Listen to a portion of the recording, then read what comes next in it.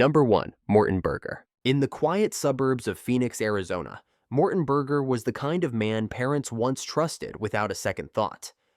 A high school history teacher with an unassuming demeanor and a tidy classroom, Berger was known for his calm voice and methodical teaching style. He wasn't particularly charismatic or memorable, but that's exactly what made his eventual fall from grace so disturbing. Behind the lectern, behind the smile, behind the stack of graded assignments, Morton Berger harbored a secret so dark and deeply buried that when it came to light, it shook the very foundation of his community and sent legal shockwaves across the entire country. It all began in early 2002 when a routine internet investigation led state officials to an IP address tied to Berger's modest home. What they discovered was staggering: a cache of child pornography downloaded and organized with obsessive precision. When police raided his house, they found over 1,200 illegal images stored on his computer, images that depicted the exploitation and suffering of children, and that Berger had collected with clinical attention. In his interview with investigators, Berger didn't deny the accusations. He admitted to his actions, quietly and without resistance. He even expressed remorse. But in the eyes of Arizona's law, remorse would not be enough.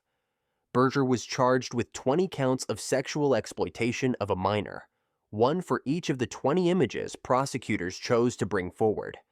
Each count carried a mandatory minimum sentence of 10 years, with no possibility of parole, probation, or early release. And here's where the case turned from disturbing to historic. Arizona law required that the sentences be served consecutively, not concurrently.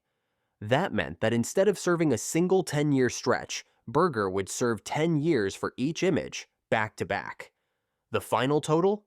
200 years in prison. To be clear, this wasn't a sentence for physical contact. Berger never touched a child. He never created any of the images. But in the eyes of the court, possession of those images was an act of profound complicity in the harm they depicted. The prosecution argued that Berger's methodical downloading and cataloging of child pornography showed a deliberate, calculated intent. The judge agreed. And in 2003, Berger, then 33 years old, was sentenced to 200 years in prison without parole. He will die behind bars. His case drew national attention not just for its disturbing content, but for the legal implications it carried. Civil liberties groups raised alarms over the sentencing structure. Some argued that a 200-year term for non-contact possession was excessive, disproportionate even. Others pointed out the irony. Someone convicted of actual child molestation might serve less time than Berger would for viewing images. But for many, especially child advocates, the sentence was a necessary stand, a clear, unyielding message that the justice system would show no mercy to those who contributed to the market for child exploitation. The defense appealed. They argued that the sentencing guidelines violated the Eighth Amendment, the constitutional protection against cruel and unusual punishment. But the Arizona Supreme Court upheld the decision, and Berger's 200-year sentence stood. Every attempt at clemency, appeal, or sentence reduction has failed. Berger is now one of the longest-serving prisoners in American history for a crime involving no physical contact. Over the years, his case has become a frequent topic in law schools and criminal justice debates. It's a chilling example of how laws written to deter the most heinous crimes can sometimes result in severe, even shocking consequences. Morton Berger's name is now a legal landmark, a reminder of how the justice system can stretch to its absolute limits when it comes to protecting the most vulnerable. But beyond the courtrooms and the headlines, there's a more haunting takeaway. Berger wasn't a monster in the traditional sense. He wasn't a serial killer, a kidnapper, or a violent predator. He was a teacher, a man who spent his days in front of chalkboards and homework assignments. A man who lived in quiet neighborhoods and led a seemingly ordinary life. And yet, beneath that surface, he was participating in something vile, something silent. something that left no bruises, but destroyed innocence all the same. Morton Berger will never walk free again. He will spend every waking moment of the rest of his life behind concrete walls, watched by guards, forgotten by society. His case is a warning that evil doesn't always scream or stab or shout. Sometimes it sits quietly at a desk, hiding in plain sight, until it's far too late. Number 2. Stefan Zappey. Stefan Zappey wasn't a name that stirred headlines, until it did. A teacher employed by the U.S. Department of Defense Education Activity, Zappey taught at a school on a U.S. military installation in Germany, where American children, sons and daughters of service members, were expected to receive the same safe, structured education they would back home. For years, he was just another name on the faculty roster. Polite, predictable, professional. But behind the appearance of normalcy, Zappey was hiding a secret, one that would send shockwaves through both military and civilian education systems alike. Between 2006 and 2010, federal investigators say Zappey committed acts that betrayed not only his students, but the entire framework of trust that surrounded him. He was later charged with sexually abusing 4 children during his time as an elementary school teacher overseas. These weren't ambiguous allegations. They were detailed, substantiated, and brought to light by victims who were finally ready to speak out after years of silence. Each of the children had trusted him, and each had been placed in his care under the belief that he was there to teach, protect, and guide. As the case unfolded, it became clear that Zappey had exploited the very system that had empowered him. Teaching at a military school gave him access to a tightly controlled but often insulated community, where parents were frequently deployed, and where teachers were often viewed as extensions of the military structure itself. In that environment, Zappey operated with little scrutiny, but eventually, allegations began to surface. One victim came forward, and then another. The stories they told were consistent, haunting, and deeply disturbing. The investigation revealed a pattern, carefully calculated acts of grooming and exploitation. Federal authorities, including the FBI, took the case seriously from the start, aware that this wasn't just a matter of criminal behavior, but a breach of federal trust. Because Zappey was employed by a U.S. government agency overseas, the case fell under federal jurisdiction. He was extradited back to the United States and charged in U.S. District Court. In 2012, he stood trial on multiple counts of aggravated sexual abuse of a child. The trial painted a harrowing picture. The court heard from survivors who described years of confusion, shame, and betrayal. These were children who thought they were imagining things, until they realized they weren't alone. Prosecutors made it clear that Zappey didn't act impulsively or out of momentary weakness. His actions were methodical, calculated, predatory. When the verdict came down, it was decisive. Life in federal prison without the possibility of parole. A rare sentence, but one that reflected the gravity of the crimes. The court left no room for doubt.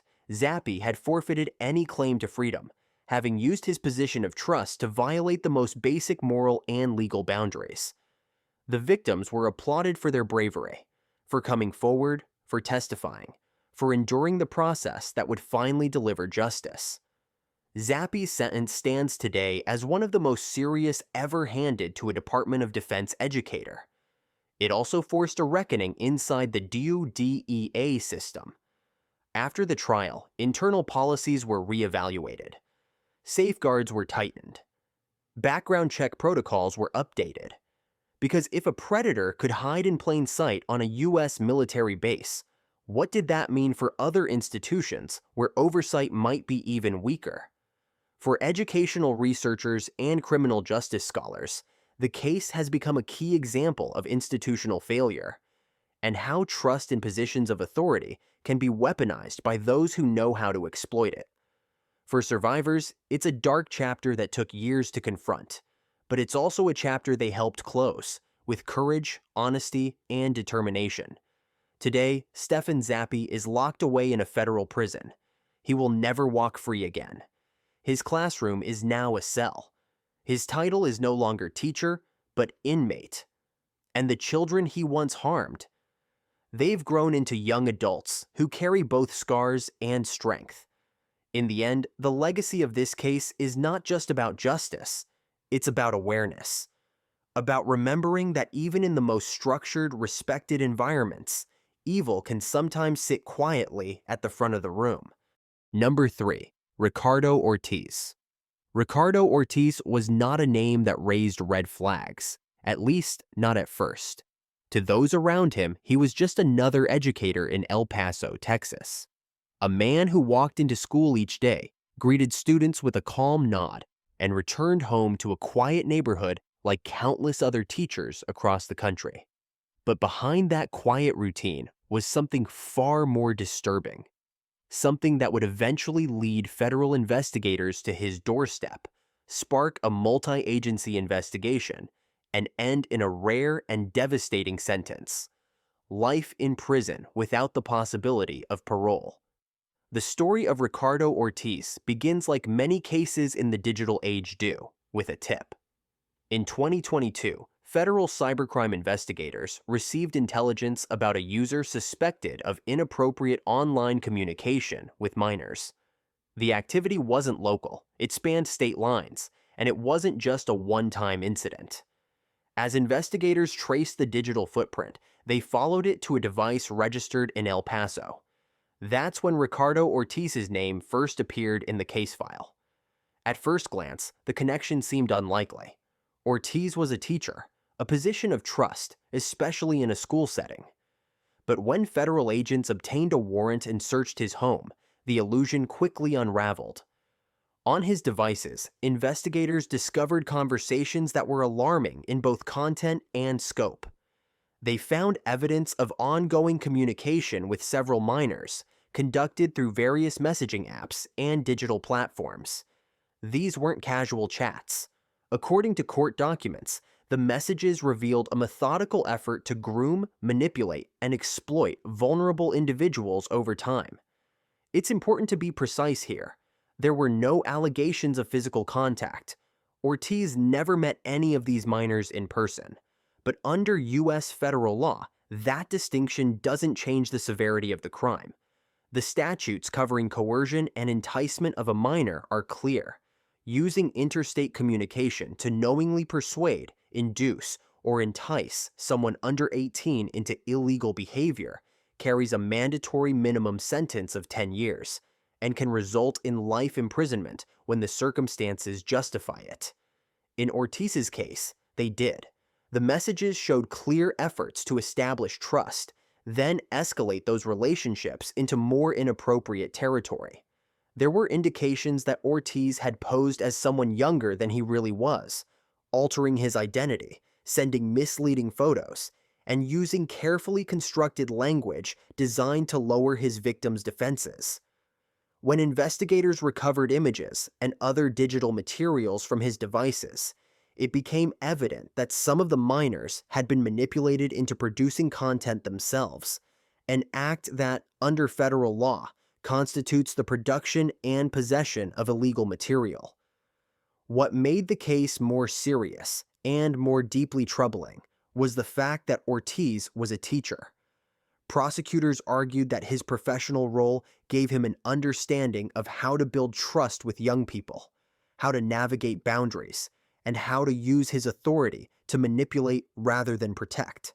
Though his online activity occurred outside the classroom, the court viewed his dual roles, as an educator and as an online predator, as directly connected. In their eyes, it was a profound betrayal of public trust. The community was stunned. Parents were furious. Colleagues were blindsided. Many had worked with Ortiz for years and never suspected a thing. But in the digital world, danger can be carefully hidden. One app, one account, one encrypted message at a time. In federal court, Ortiz faced charges of coercion and enticement of a minor, distribution and possession of child sexual abuse material. These charges carry some of the harshest penalties in the federal criminal system. Prosecutors presented a clear case. Ortiz used technology to exploit vulnerable minors for personal gratification, and he did so over an extended period. The defense attempted to argue for leniency based on the lack of physical contact and Ortiz's expressions of remorse, but the court was unmoved. The judge handed down the maximum: life in prison without the possibility of parole. This sentence wasn't just about one man. It sent a broader message to educators, to predators hiding behind screens, and to the institutions that employ them. It reminded the country that exploitation doesn't always happen in person. In the digital age, it can happen silently, invisibly, behind the glow of a screen. And when it does, the law still holds offenders fully accountable. In the aftermath of Ortiz's conviction, school districts across Texas began reviewing their policies regarding digital conduct. Some districts began providing additional training to educators about appropriate boundaries, both in person and online. Others expanded their monitoring of school-owned devices and tightened rules about student-teacher communication through private platforms. For those studying law, psychology, or education policy, this case became a reference point. It demonstrated how laws created to combat physical exploitation have adapted to address online abuse. It showed how technology can both enable harm and lead to justice, because it was digital forensics, in the end, that brought Ortiz down. Today, Ricardo Ortiz remains in federal custody, serving a life sentence. He will never return to the classroom. He will never again hold a position of trust. His actions have left a permanent scar, not only on the victims, but on a community that once believed in him. And for every teacher, parent, and lawmaker watching this case unfold, the message was unmistakable. Technology may evolve, but accountability remains. In a world where screens can hide so much, vigilance and justice are more important than ever. Number 4. Jeremy Pakyin Yeh. Jeremy was once considered a rising figure in his local education system. A soft-spoken elementary school teacher in San Bruno, California, Yeh taught young children, first and second graders, at a quiet suburban school just outside San Francisco. He was the kind of teacher parents didn't think twice about: kind, approachable, seemingly devoted to his work. But in 2020, that image would come crashing down in one of the most disturbing criminal cases in recent California education history. The investigation into Yeh began with a whisper, an uncomfortable remark made by a child to a parent. It was subtle, vague, but unsettling enough to raise concern. The parent notified school administrators, who in turn contacted local authorities. What followed was a series of careful, methodical interviews with students, teachers, and parents, guided by trained investigators specializing in child welfare. As those interviews progressed, a chilling pattern began to emerge. Multiple children, all under the age of 8, had similar stories. None used the same exact words, but the themes were consistent and disturbing. It became clear to investigators that these children were describing real experiences. With cautious urgency, the San Bruno Police Department obtained a search warrant for Yeh's home. What they discovered confirmed the worst suspicions. Inside Yeh's residence, law enforcement found digital evidence, including photos and videos, that indicated prolonged and calculated abuse. Investigators later testified that the content was not random or opportunistic. It was organized, cataloged, and clearly tied to specific victims. Yeh had exploited his trusted position as a teacher to gain access to some of the most vulnerable members of society. Very young children, many of whom had no ability to articulate what was happening to them. The charges came swiftly and decisively. Yeh was arrested and charged with 17 counts of felony child molestation, involving multiple victims over several years. These were not vague accusations. Prosecutors had names, dates, digital timestamps, and consistent testimony from young children, backed by physical and forensic evidence. Yeh's actions, they argued, showed premeditation and a clear abuse of power. In the courtroom, the prosecutor described Yeh as a man who used his classroom not to educate, but to exploit. The trial lasted several months. Through it all, the victims, some of them too young to fully understand what had happened, were represented by child advocates, therapists, and family members. Yeh's defense attempted to suppress certain pieces of evidence, but much of it had already been digitally preserved and verified through forensic analysis. In the end, the case against him was overwhelming. The jury deliberated for just 2 days before returning with a unanimous verdict: guilty on all 17 felony counts. At sentencing, the judge made it clear that Yeh's actions warranted the most severe response under California law. He was sentenced to 200 years to life in prison, effectively ensuring he would never again walk free. The judge did not mince words. He described the crimes as monstrous and the betrayal of trust as beyond calculation. Jeremy Yeh had not only abused his position as a teacher, he had done so repeatedly with full awareness and without remorse. There would be no second chances, no opportunity for parole, only a lifetime behind bars. The case sent shockwaves through the Bay Area. San Bruno, a city that prided itself on its close-knit schools and community involvement, was rocked by the realization that such crimes could happen right under their noses. Parents began demanding deeper background checks, better training for teachers and staff, and more transparent reporting systems for students and families. School districts across California responded with policy reforms, including more robust monitoring of classroom activities and quicker responses to allegations of misconduct.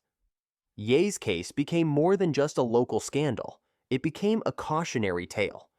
It was studied by criminal justice programs, child psychology departments, and law enforcement agencies as a devastating example of how long-term abuse can hide in plain sight, especially when the abuser holds power, trust, and routine access to children. It served as a painful reminder that safety systems, no matter how well designed, can still fail when vigilance is replaced by assumption. Today, Jeremy Pakyin Yeh is serving his sentence in a maximum security prison in California. He will never again see the outside world. He will never again stand in front of a classroom. The trust he once held has been permanently shattered, not just for the victims, but for an entire community. For the survivors and their families, the scars remain, but so does their strength. It was their courage, especially the courage of children who spoke up, that brought the truth into the light. And it is their voices that now guide the conversation about how we can better protect children in schools across the nation. Because in the end, the story of Jeremy Yeh is not just about one man's crimes. It's about the importance of listening to children, believing them, and acting swiftly when something doesn't feel right. It's about understanding that trust must always be earned and never taken for granted. Number 5. Gilbert Joseph Trujillo. Gilbert Joseph Trujillo was a longtime elementary school teacher in Commerce City, Colorado. He worked at DuPont Elementary School, part of the Adams 14 School District, where he taught 3rd through 5th grade over several years. In June 2015, Trujillo was arrested and charged with multiple counts of sexual assault on children. The investigation revealed that the alleged offenses occurred between 2005 and 2011, while he was employed as a teacher at DuPont Elementary. At the time of the charges, he had already resigned from his teaching position, having left the district in 2011. The charges were based on allegations brought forward by 6 former female students, all of whom had been between the ages of 9 and 10 at the time of the incidents. According to court records and police affidavits, Trujillo was accused of engaging in inappropriate physical contact with the students while they were under his supervision during school hours. The investigative affidavit stated that Trujillo would frequently keep certain students alone in his classroom during recess or other non-instructional time. It was alleged that he would close the blinds and lock the door before engaging in inappropriate conduct, including hugging, kissing, and touching the girls in ways that were described as sexual in nature. The victims also reported that Trujillo gave them gifts, such as candy, jewelry, and small toys, and sometimes wrote them personal notes. These actions were characterized by prosecutors as grooming behavior, intended to gain the trust and compliance of the children. Importantly, this was not the first time concerns had been raised about Trujillo's conduct. In 2008, 7 years before his arrest, the school district issued him a written reprimand following reports of inappropriate behavior. According to district records, he had been observed hugging students and giving them gifts. The reprimand included instructions that he was not to be alone with students, was to avoid all physical contact, and was to keep his classroom door open at all times when working with students. Despite the reprimand, Trujillo continued to teach for another 3 years before resigning in 2011. The district later acknowledged that the response at the time had been insufficient and stated that stronger safeguards were implemented in the years following the case. Trujillo was formally charged in Adams County District Court with 11 counts of sexual assault on a child by one in a position of trust. The trial took place in early 2017. During the proceedings, the court heard testimony from several of the alleged victims, who were by then in their late teens or early 20s. The prosecution presented evidence that Trujillo had developed inappropriate emotional and physical relationships with some of his students, despite clear directives from the school district to cease such behavior. The defense maintained that Trujillo's actions had been misunderstood and that there was no criminal intent. In February 2017, a jury found Gilbert Joseph Trujillo guilty on 4 counts related to sexual assault on a child. The convictions involved 2 of the 6 former students originally included in the charges. Before his sentencing, Trujillo reportedly attempted to harm himself while in custody. He ultimately refused to appear in court for the sentencing hearing. Despite his absence, the sentencing proceeded as scheduled. In April 2017, the court sentenced Trujillo to 25 years to life in prison. Under Colorado law, this sentence made him eligible for parole only after serving a minimum of 25 years. The judge stated during sentencing that Trujillo had violated the trust placed in him as an educator and a caretaker of children. Following the conviction and sentencing, several parents and community members expressed concern that early warning signs had not led to stronger action from school officials.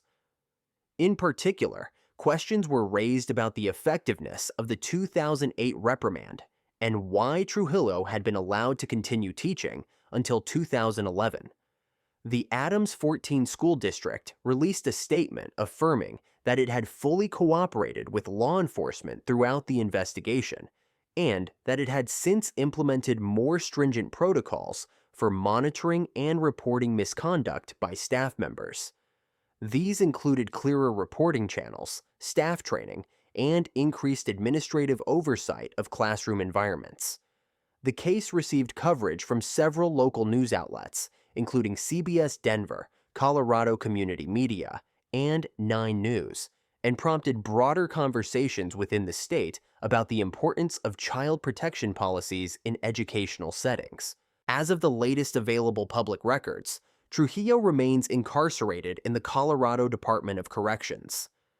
This case is used in some training and educational contexts as an example of how grooming behavior can manifest in institutional environments, and how early intervention, if not effectively enforced, may fail to prevent further harm. It also serves to highlight the importance of listening to children, following up on concerns from parents and staff, and ensuring transparency and accountability in schools. All individuals are presumed innocent until proven guilty in a court of law. In this case, however, Trujillo was convicted through a jury trial, sentenced by a judge, and is serving a life sentence in prison. This summary is intended solely for educational and informational purposes, based on publicly available legal records and verified news reporting. Number 6. Kevin Ricks. Few educators in recent memory have left behind a legacy as disturbing and as far-reaching as Kevin Ricks. A former English teacher who moved from school to school, across states and even overseas, Ricks appeared on the surface to be an accomplished and worldly instructor. He taught in Virginia, Maryland, North Carolina, and even spent time as a teacher in Japan. He was fluent in several languages, held degrees in education, and wrote compelling letters of recommendation for students. But beneath his polished resume was something much darker, a trail of allegations, unexplained resignations, and, ultimately, a criminal conviction that would expose him as one of the most manipulative serial offenders to ever step inside an American classroom. Ricks's career spanned decades. At each school, he came across as engaging, charismatic, and deeply invested in his students' lives. He often worked with teenage boys, mentoring them, inviting them to stay late after school, offering guidance on writing, travel, and life. He organized international student trips and exchanged long letters with former students. It all seemed well-intentioned, but beneath it, Ricks was carefully crafting a web of control, one that enabled him to blur boundaries, gain trust, and operate without raising suspicion. In 2010, everything began to unravel. A 16-year-old student in Virginia came forward with allegations that Ricks had violated him after offering to help with personal issues. The account triggered an investigation, and what authorities found would turn a local case into a national reckoning. When Ricks's home was searched, investigators discovered journals, detailed meticulous logs of his interactions with students dating back more than 30 years. These weren't harmless notes. They were disturbing in both content and intent, chronicling encounters, thoughts, and behaviors that revealed a decades-long pattern of predatory conduct. Along with the journals, investigators found illegal digital material involving minors, taken without consent. Some victims were unaware they had even been recorded. The files, recovered from hidden cameras and external drives, painted a chilling picture. Kevin Ricks had been abusing his position as a teacher not once or twice, but consistently, across multiple states and even countries. Why wasn't he caught sooner? That's the question that haunted prosecutors, school administrators, and families alike. As it turned out, Ricks had quietly left or resigned from several teaching positions over the years following internal complaints, but most of these departures were not flagged in any public database. He would simply move on to a new job, sometimes even receiving positive letters of recommendation. The lack of centralized background checks across states allowed him to continue teaching and to continue offending. In 2011, Ricks pleaded guilty in federal court to production and possession of child sexual exploitation material, and he was sentenced to 25 years in prison. But for many, that sentence felt insufficient. The sheer number of alleged victims, some estimates suggest dozens, combined with the years of uninterrupted abuse, made Ricks's case one of the most egregious examples of institutional blind spots in American education. His victims came from all walks of life. Some were students he mentored, others were exchange students who had traveled from abroad. Several have come forward in the years since his conviction, sharing stories of how Ricks groomed them, manipulated them emotionally, and violated their trust in ways that would take years to fully understand. Many describe the same feeling: confusion, isolation, and a sense of betrayal by someone who was supposed to protect them. Ricks's conviction prompted school districts across the country to reevaluate their hiring practices and cross-state communication protocols. In particular, his case helped expose the need for national-level databases that can track teacher misconduct beyond individual school systems. Several states began pushing for more stringent requirements, including mandatory reporting of resignations related to misconduct and more rigorous reviews of teacher records across state lines. To this day, Kevin Ricks is incarcerated in a federal facility, serving what many believe to be a lenient sentence given the extent of the harm he caused. But his story hasn't disappeared. It's used in educator training courses, law enforcement seminars, and university psychology programs as a case study in long-term manipulation, systemic failure, and the quiet danger of unchecked authority. What makes the Ricks case especially chilling isn't just what he did, it's how long he was able to do it and how easily he was able to escape consequences at each stage. A resignation letter here, a move across state lines there, a glowing reference from someone who had suspicions, but no proof. It all allowed the cycle to continue for decades, and perhaps that's the most important takeaway. When systems fail to communicate, when concerns are ignored, and when image is valued more than accountability, the door opens to people like Kevin Ricks. People who exploit trust, wear the mask of professionalism, and use education not to uplift, but to harm. Today, his name serves as a warning to educators, administrators, and policymakers across the country. Trust is vital in any school, but so is oversight. Because behind a confident voice and a clean record, danger can still hide in plain sight. Number 7. William Michael Stankewicz. On February 2, 2001, the halls of North Hopewell Winterstown Elementary School in Red Lion, Pennsylvania, were filled with the ordinary rhythm of a school day. Morning routines, the rustle of backpacks, the chatter of children. But within moments, that quiet normalcy was shattered. A man walked through the doors with a knife in his hand and rage in his heart. His name was William Michael Stankewicz, and what he did that day would become one of the most horrifying school attacks in Pennsylvania history. Stankewicz was not a stranger to the education system. In fact, he had once worked as a teacher himself, a music instructor in North Carolina. Years earlier, he had built a reputation as a soft-spoken educator, someone who was deeply involved with his students and their development. But beneath that calm surface was a man unraveling. Over the years, Stankewicz's personal life had spiraled into bitterness and anger. He had become fixated on a child custody dispute involving his former wife. When she obtained a protective order, he blamed the system, judges, counselors, and most of all, schools. In his mind, educators weren't just neutral figures, they were enemies. Driven by a twisted sense of vengeance, Stankewicz planned an attack that was both deliberate and devastating. On that cold February morning, he entered the elementary school through an unlocked door, carrying a hunting knife. He made his way to the front office and began stabbing staff members without warning, targeting school administrators and teachers.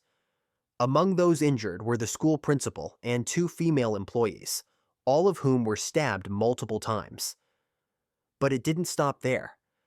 After attacking the adults, Stankewicz moved into a nearby kindergarten classroom, where over a dozen young children sat, unaware of what was happening just outside the door. He slashed several students before a heroic gym teacher, Jeffrey Kaufman, confronted him, risking his own life to stop the rampage. Kaufman, unarmed, managed to subdue Stankewicz long enough for other staff to secure the area and call 911. The entire incident lasted minutes, but in those minutes, 13 people were injured, including 11 kindergartners. It was a scene of chaos, blood, and disbelief. Emergency responders flooded the school. Parents arrived in panic.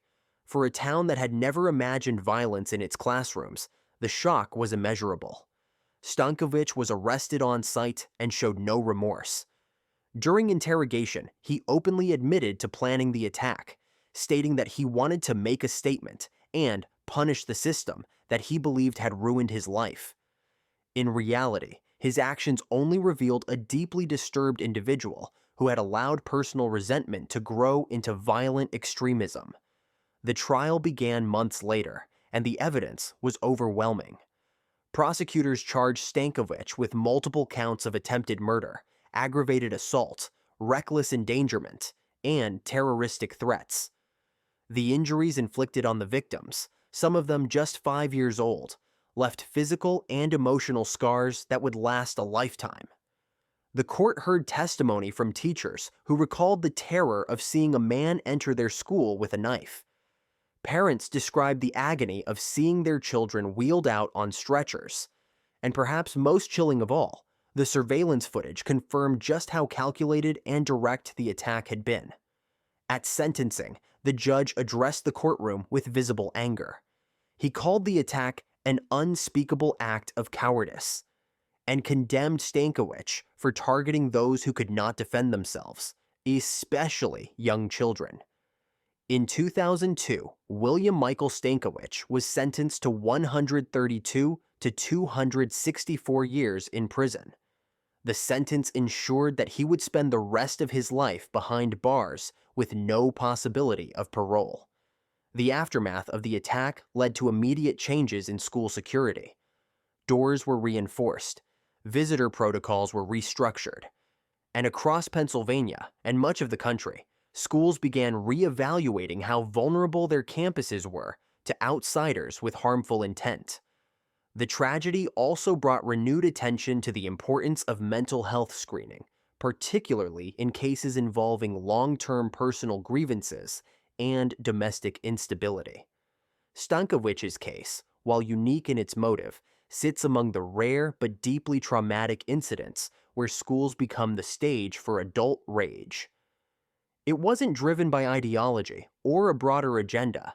It was a personal vendetta, misdirected at the most innocent members of society. And it raised the question, how do we stop someone who doesn't set off alarms until the day they act?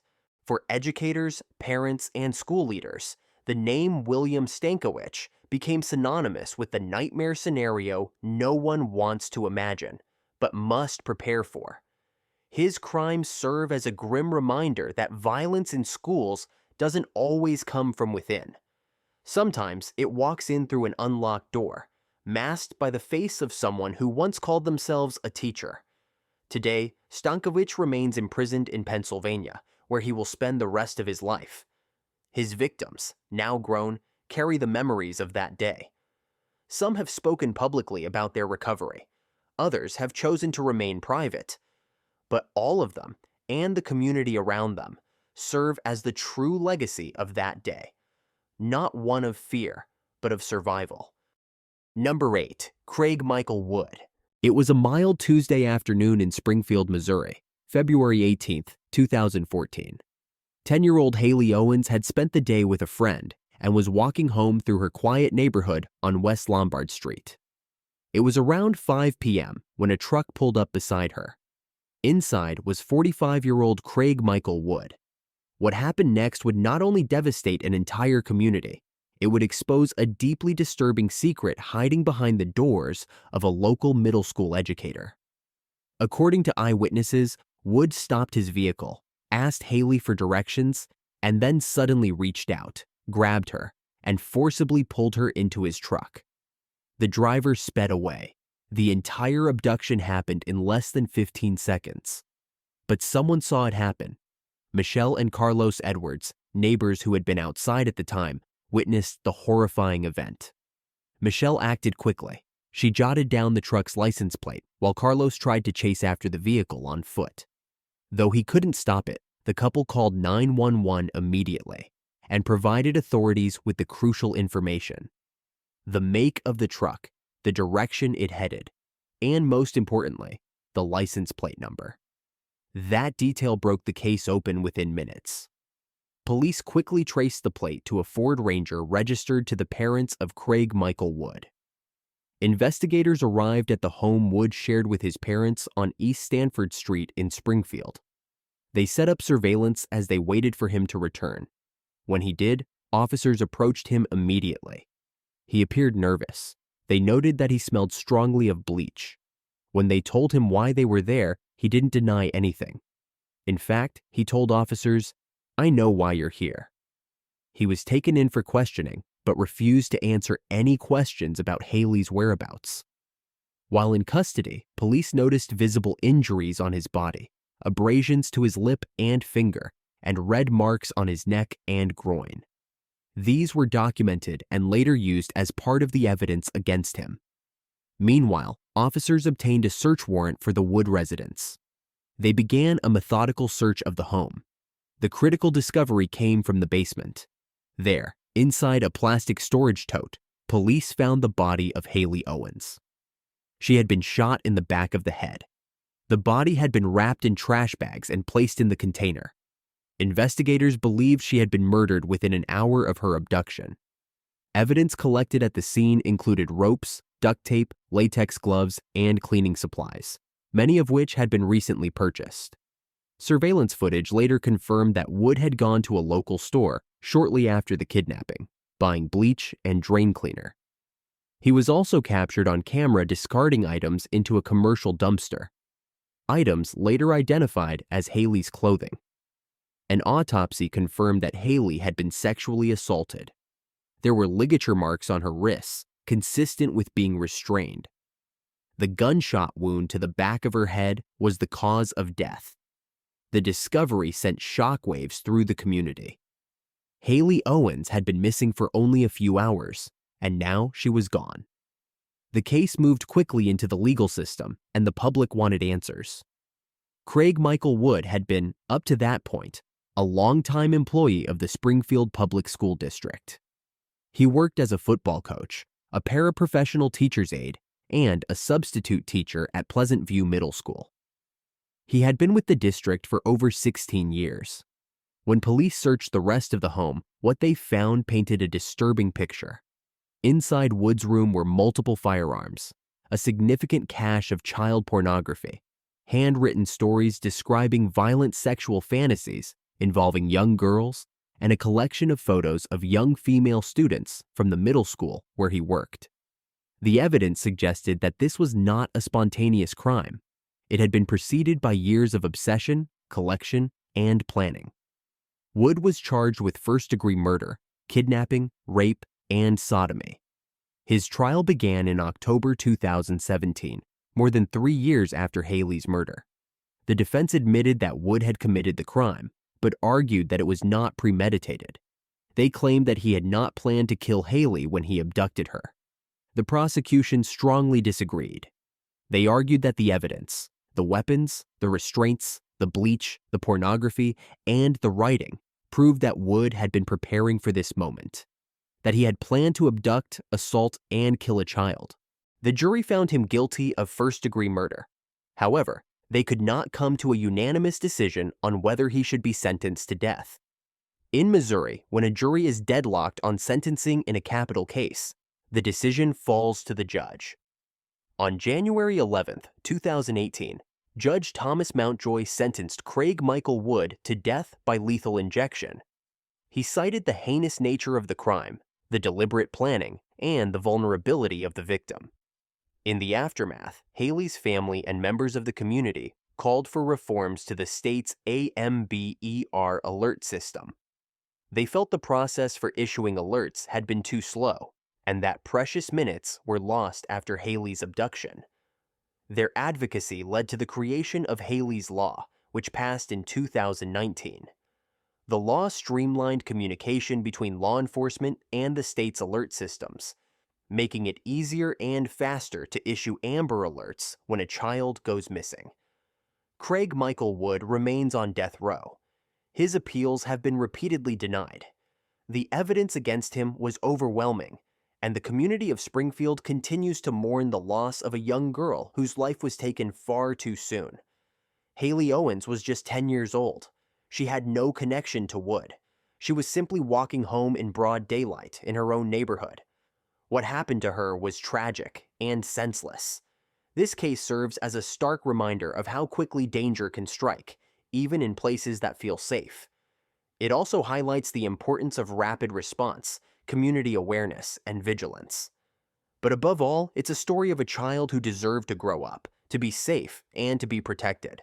And it's a case that Missouri, and much of the nation, will never forget. Number 9. Toshemie Wilson.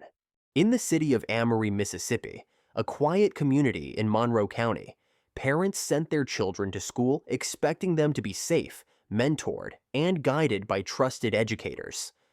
For years, one of those educators was Toshemie Wilson, a teacher at Amory High School and an advisor for the school's Technology Student Association.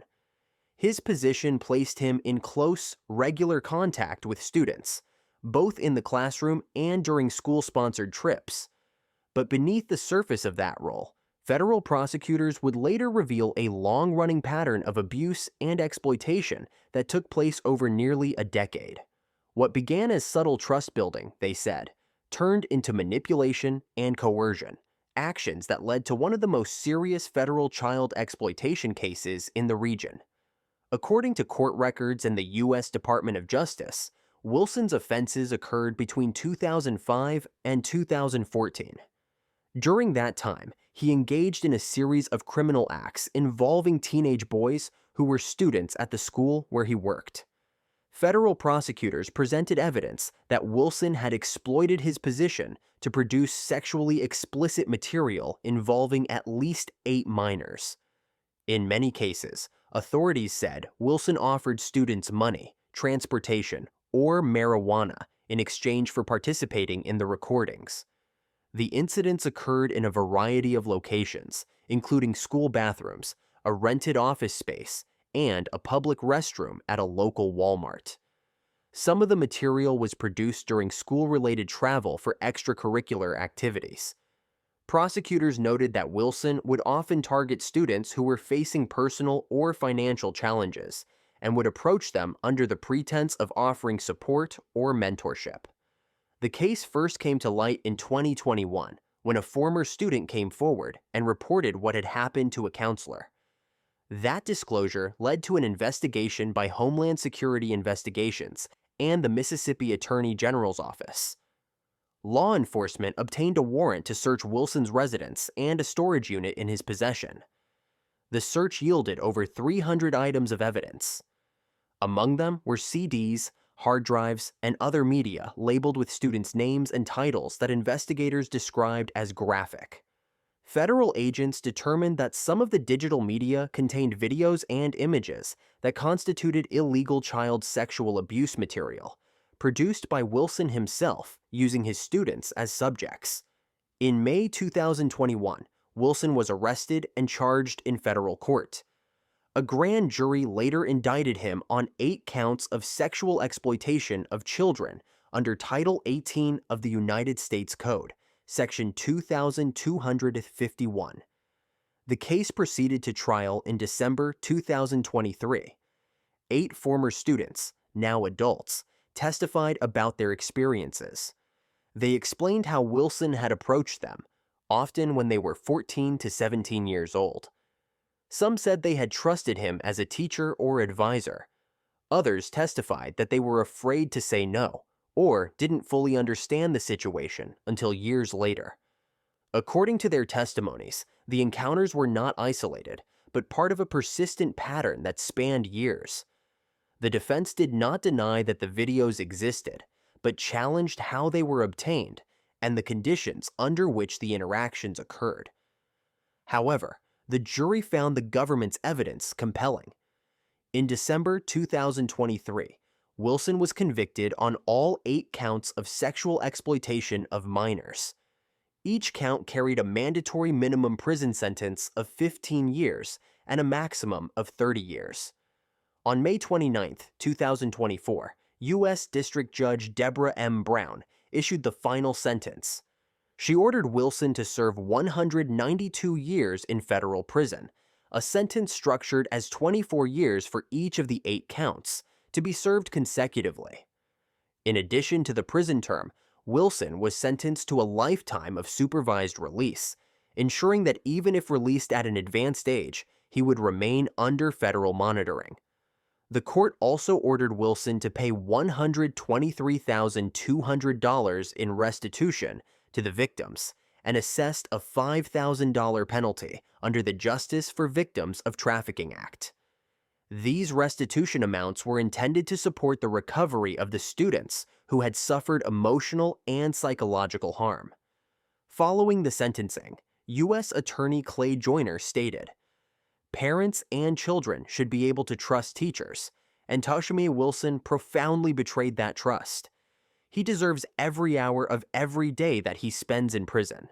The case was prosecuted as part of Project Safe Childhood, a national initiative launched by the U.S. Department of Justice to combat the sexual exploitation and abuse of children. The initiative brings together federal, state, and local law enforcement to identify and investigate individuals who use their positions of trust to harm minors. There has been no public indication that the Amory School District was aware of Wilson's criminal activity while it was taking place.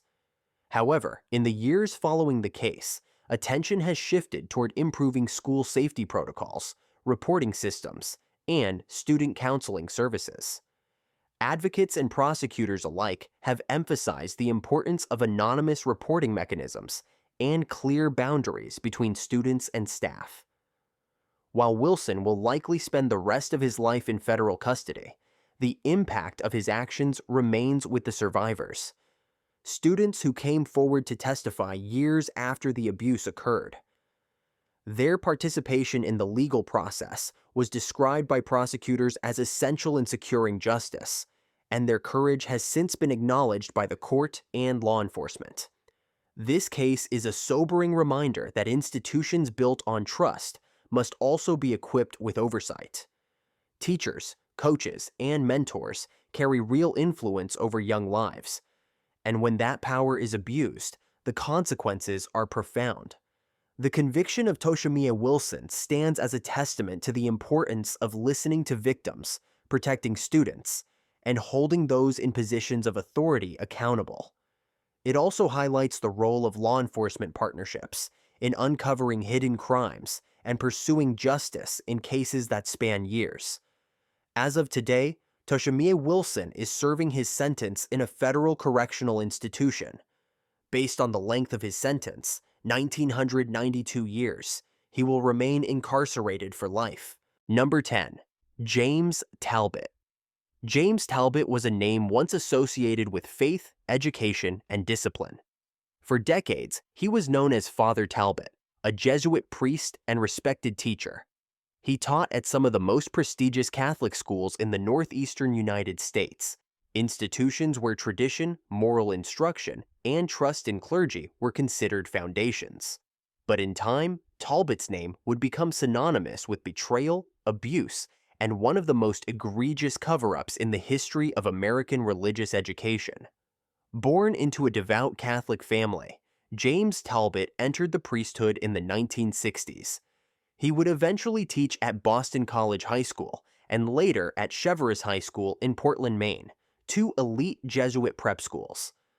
On the surface, Talbot was everything a community could ask for in a religious educator: intelligent, well-spoken, and deeply committed to the church's mission. He taught history, he coached sports, he heard confessions, he was respected, trusted, admired. But behind the pulpit and the podium, Talbot was leading a secret life, one marked by decades of sexual abuse against his students. The allegations began to surface in the early 1990s, decades after the abuse had started. Several former students came forward, accusing Talbot of sexual misconduct dating back to the 1970s and 1980s. These were not isolated incidents. According to victims, Talbot had preyed on boys during school retreats, private meetings, and even in the sanctity of confession. The abuse was deliberate, manipulative, and often covered by a shroud of religious authority. What made the case more disturbing was that church officials were aware, at least in part. Internal church documents revealed that concerns had been raised about Talbot's behavior long before any public accusations were made. But rather than remove him from ministry or notify law enforcement, the response was to quietly reassign him. Like many clergy abuse cases later exposed during the Boston Archdiocese scandal, Talbot's transfers allowed him to continue teaching and, more importantly, to continue abusing. In 1998, he was finally removed from ministry and defrocked by the Jesuit order. But by then, the damage had already been done. Over the years, more and more victims came forward, students who had remained silent out of fear, shame, or trauma. The number of accusations climbed. Civil lawsuits were filed, settlements were reached. But for many survivors, justice still felt out of reach. That changed in 2005. Talbot was criminally charged in Massachusetts for sexually abusing 2 boys during his time at Boston College High School. He pleaded guilty and was sentenced to 5 to 7 years in prison.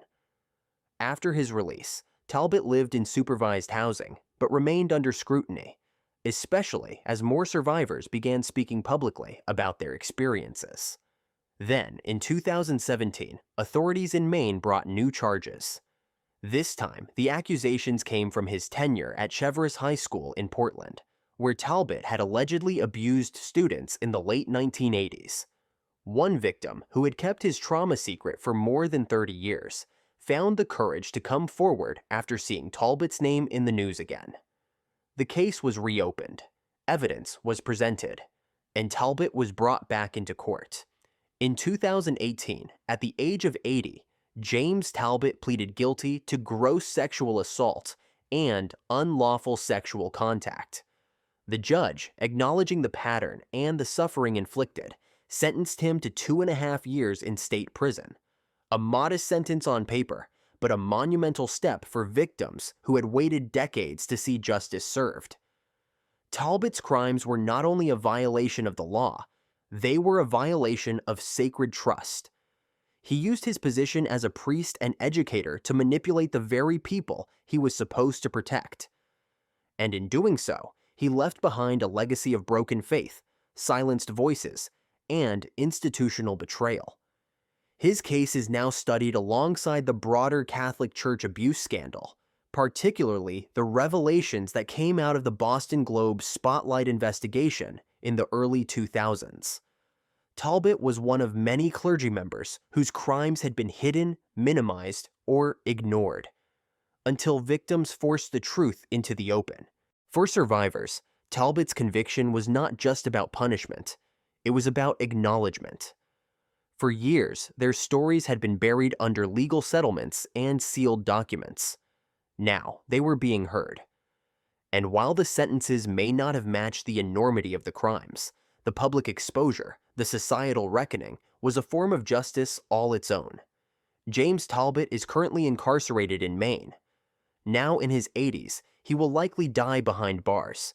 But the damage he inflicted lives on, in the lives of his victims, in the institutions that enabled him, and in the communities that must now work to rebuild trust. His story stands as a powerful reminder that predators can wear any uniform, even a collar, and that the most dangerous kind of evil is the one that hides behind faith, authority, and respectability. With that, we've reached the end of the video. If you made it this far, make sure to leave a like and subscribe to our channel. This helps bring more cases to light and raises awareness. Let me know your thoughts on these cases and which country you're watching from. Thanks for watching, stay safe, and I'll see you in the next one.